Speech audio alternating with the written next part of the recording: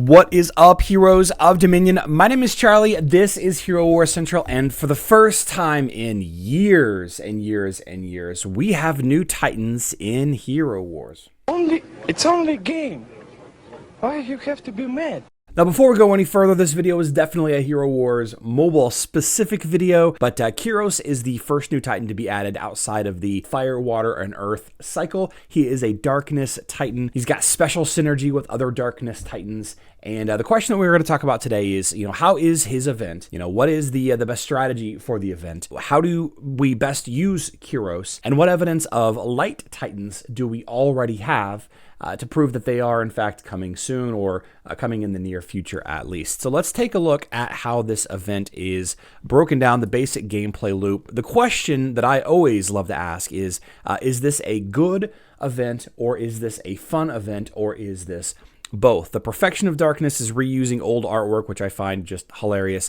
I'm not going to go through each individual task. You can check those out in the blog post, which is linked down in the description box down below. But you should know that the VIP task does reset every single day. The energy task does reset as you complete it. So once you spend 6,000 energy, it will refresh the whole quest chain back down to the 100 energy mark. And the main rewards for all 8 of these tasks, there are 3. First of all, you have the Darkness coins, which you use. Exchange Darkness coins for unique rewards in a special store. You have the Dark Star of Nephthys fragment. This is the artifact weapon of the new Titan Kiros. This is how you're going to evolve the star rank of the artifact weapon. And here are the Crown of Darkness fragments. This is the crown item, the second artifact for the new Titan. Now, as a reminder, this has been mentioned several times, but we have to know again here in this video that during this event, and this is to curtail the whales from just maxing this guy already. In fact, there are plenty of Kiroses that are already completely maxed out, with the exception of this one little wall that's been artificially put in place by the developers. Remember that the improvement of the Titan in the first special event will be limited. You'll be able to level up the first and second artifacts further in the next weeks. So the artifact weapon and the artifact crown are limited to, I believe, 4 stars during this event. The next Darkness Titan event probably that will reveal the second Darkness Titan, or maybe the first Light Titan. That is presumably when you will be able to increase these artifacts further. Now, actually taking this one step further, while we're talking about limited time only, back on September 7th, the community managers made this post note it will only be possible to get Kiros the Titan only during this event. Also, upgrading the first and second artifacts to the max level will not be possible. The way this reads is that you'll never be able to get Kiros ever again. I don't think that's the case. Obviously, I think that we're going to have an opportunity to get Kiros' soul stones in the future if you don't quite get him to the absolute max of 6-star during this event.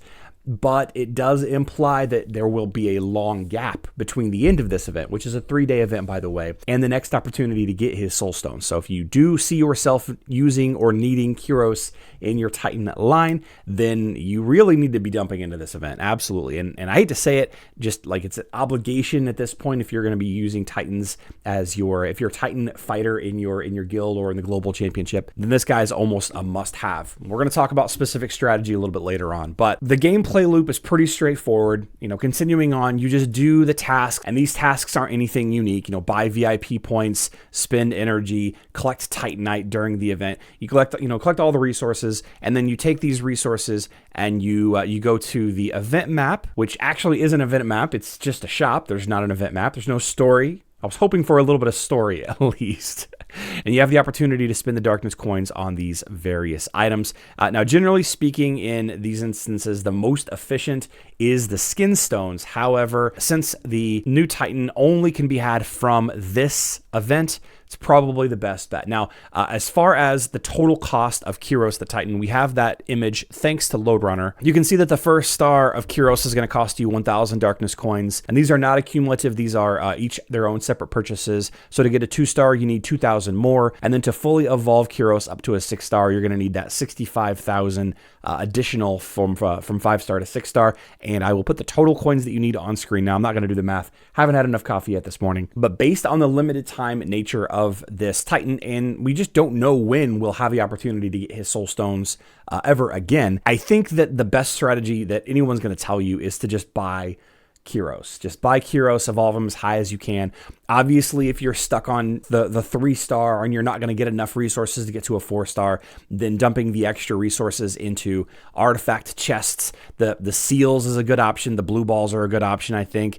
Probably not as good as the seals or the straight up buying the artifacts chests directly. I think this is the first time that we have the option to actually buy the artifact chests without real money, with actual in-game resources to get specific artifacts for Titan elements that you're looking to, to build up. So, those are probably the best option, these 4 right here. But if you don't like Titans and you don't really play Titans that much, obviously you have to have a defense, in Guild Wars and all of that. You have to have a defensive line set up. But if you don't care about Titans, then just, buy skin stones and energy, I guess. I don't know. Now, regarding the cost to complete this event, as far as the Emerald Spin task is concerned, you do need 80,000 emeralds. The absolute best value for emeralds in Hero Wars Mobile, if you buy them during a times 4 emerald sale, is 560 emeralds per dollar. So if you just take 80,000 divided by 560, you're going to get the total of about $143. You're going to have to spend $143 worth of emeralds to complete this event. So one of the most simple and straightforward strategies that I've seen so far is to spend the 80,000 emeralds on the event.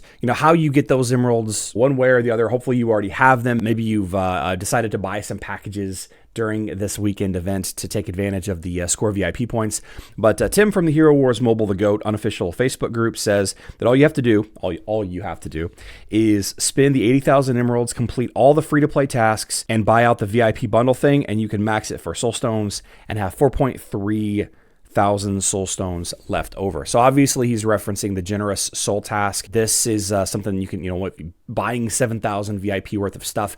The absolute best thing to buy right now is not emeralds. It's, it's likely going to be one of the strategies could be to do this, but the emerald dolls are really, really good value. They are a strong set of rewards. And if you're curious, click on the eye up in the top left-hand corner right here. This will give you the contents of the emerald dolls. There's a chance to get up to 3,000 emeralds for the purchase of this, for each doll, I should say. And the wish seeds individually, you get to choose from one of these 5 items right here. So the emerald doll bundles are really, really good value.